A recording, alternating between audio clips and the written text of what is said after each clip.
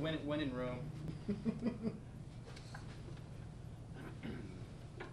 Absolutely, without question, the world's most famous medal. This is a Nobel Peace Prize. This will be the first one to ever sell in the United States. One has sold previously, sold in London in 1985. This one was awarded to an Argentine named Carlos Saavedra Lamas in 1936 for his role in negotiating an end to the so-called Chaco War between Bolivia and Paraguay. Instead of opening everything at $1, which is obviously been our usual thing here lately, This first turned up somewhere in South America. We don't know exactly where. It came into some sort of bullion shop, pawn shop, something of that sort. And you can actually see on the medal, there's a little flat spot on the rim right here.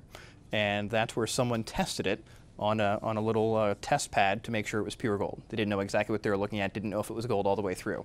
At some point, someone recognized it and saw that this was a Nobel Peace Prize, knew that it would be worth more than just the amount of gold in it, saved it from the melt pile, rescued it, and sold it into the numismatic marketplace. On the other side. Oh, flip it? Yep, you got it. He said he might miss you, so I told him that you were definitely free at noon. Yep. But he said he's... In terms of just its raw gold content, this weighs about a half a troy pound of gold. It's 23 karat gold, about 95% pure. If you were to melt this into a slug, it would still be worth about $10,000, just for the amount of gold in it. We suspect this will probably bring on the order of $50,000 when it sells at auction. But again, it could go much higher.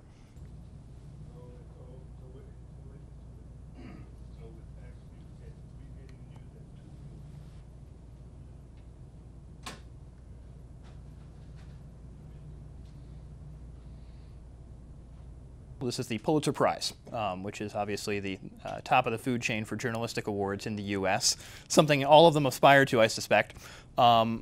It's a very rare medal, not in terms of the actual quantity known, but almost all of these are still in the hands of either the individuals or the institutions to which they were awarded. This was awarded to a now defunct newspaper, the New York World Telegram, which that newspaper no longer being in existence means this one can be sold legally.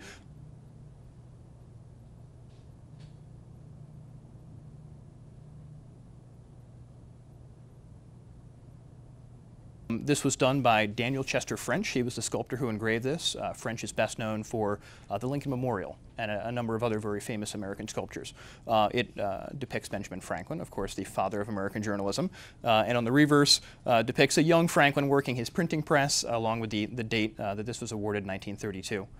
This is struck in 14 karat gold, and it actually comes with its box of issue as well. How much is this valued? Tough to say, probably $15,000 to $30,000, but it could well go higher.